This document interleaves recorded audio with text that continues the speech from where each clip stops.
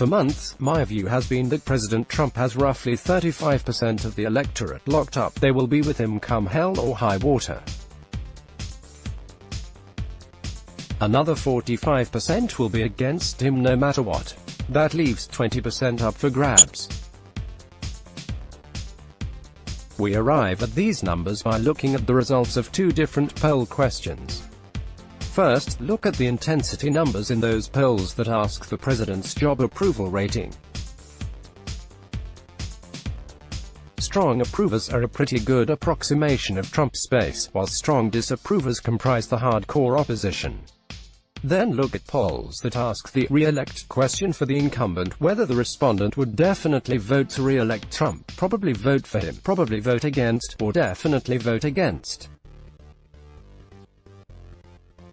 Unfortunately, not all pollsters ask this question, and some others only ask it sporadically or in different ways. Yet it serves as a pretty reliable measure. The latest NBC News, Wall Street Journal poll was released on Sunday. Conducted August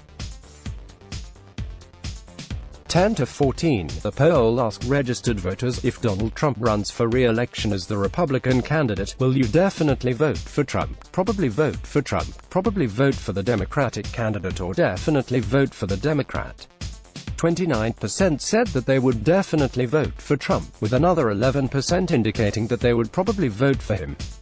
41% said they would definitely vote for the Democrat, and another 11% said they would probably vote for the Democrat.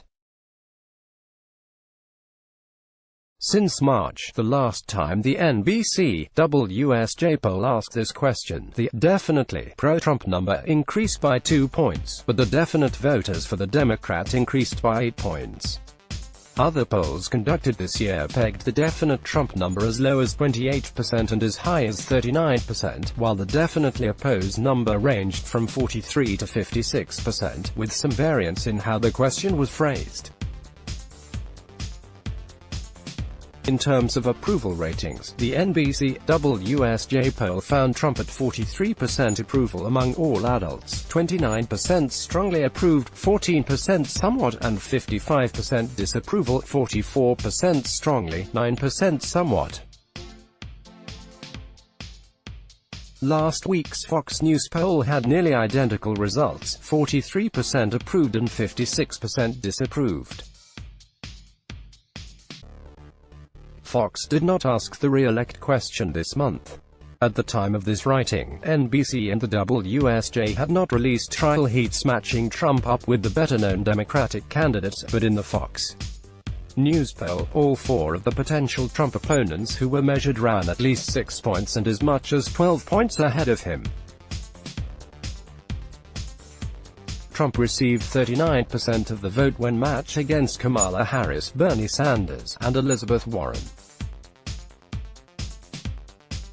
He was 1 point lower, at 38%, when opposed by Joe Biden. Obviously, it matters who Democrats nominate, but it is far more likely than not that Trump will do better in the Electoral College vote than the popular vote. The GOP vote is more efficiently spread around the states, with fewer wasted votes. The popular vote is a good way to see how significant Trump's challenge is.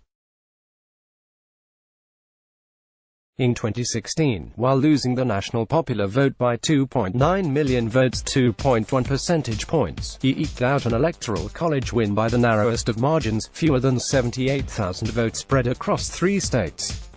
So a Democrat might have to win the popular vote by 3 or 3.5 points to be reasonably confident of winning at least 270 electoral votes as well. A couple of other numbers to consider plugging into your equation: the national generic congressional vote, and next year's voter turnout. Last year, Democrats won the national congressional vote by 8.6 percentage points, with Democratic candidates on average running 6 points ahead of Hillary Clinton's 2016 performance in their respective districts. Today, the Real Clear Politics average of national polls shows Democrats ahead on the generic congressional ballot by 8 points. It's reasonable to conclude that the playing field remains tilted in favor of Democrats. For those skeptical of polling, remember that national polls weren't far off at all in 2016.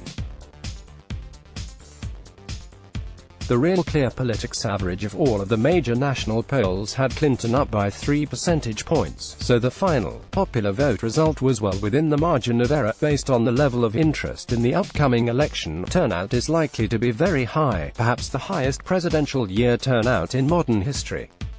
In 2016, turnout was 60%, roughly comparable to the last few election cycles. But last year's midterms had the highest turnout since 1914. When turnout is very high, the electorate is more likely to resemble the universe of all registered voters. Indeed, last year's midterm polling was dead on, with the exception of the Florida governor race. General election upsets in statewide races were hard to come by, and the national popular vote for the House was only 0.6 of a percentage point off at the RCP average of major national polls. Of course, a lot can and will happen over the next 15 months, and things can certainly change.